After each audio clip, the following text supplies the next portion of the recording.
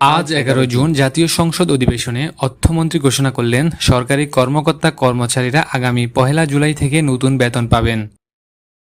2015 সালের পর প্রায় 11 বছর ধরে একই বেতনে জীবন পার করছিলেন সরকারি চাকরিজীবীরা। এই দীর্ঘ সময়ে মূল্যস্ফীতি বেড়েছে, জীবনযাত্রার খরচ বেড়েছে, কিন্তু বেতন সেই আগের জায়গায় ছিল।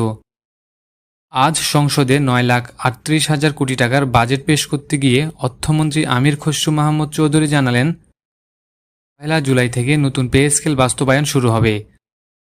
তবে তা একবারে নয়, দেয়া হবে 3টি ধাপে। প্রথম ধাপে জুলাই থেকে নতুন মূল বেতনের 50%, পরের বছর বাকি 50% আর সম্পূর্ণ বেতন ও সকল ভাতা মিলিয়ে পূর্ণ প্যাকেজ পাবেন 2028-29 সাল থেকে। বেতন বৃদ্ধিতে সরকার বরাদ্দ রেখেছে 35,000 কোটি টাকা। দীর্ঘ প্রতীক্ষার পর লাখো সরকারি কর্মীর জন্য এটি নিঃসন্দেহে বড় খবর। তবে সম্পূর্ণ সুবিধার জন্য আরও 2 বছর অপেক্ষা করতে হবে। এই বিষয়ে আরও আপডেট পেতে চ্যানেলটি সাবস্ক্রাইব করে রাখুন।